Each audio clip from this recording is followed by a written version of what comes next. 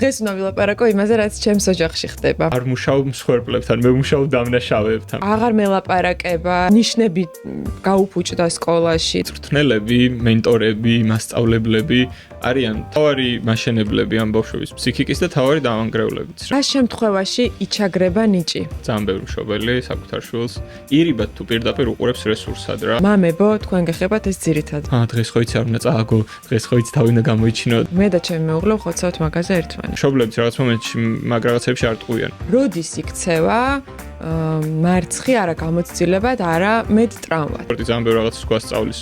შრომის უნარიანობას, კონკურენციაში ყოფნა. მესამე ტაიმს რას ეძახით? მე რო გამოვალ მოედინა რას მეტყვის მამა, რას მეტყვის დედა. აი ეგ ძალიან მნიშვნელოვანია. კონცენტრაცია უფრო და უფრო რთული უნარი ხდება. აჩქარებით გვიყურებ? თან ბავშვი რა აზრზე.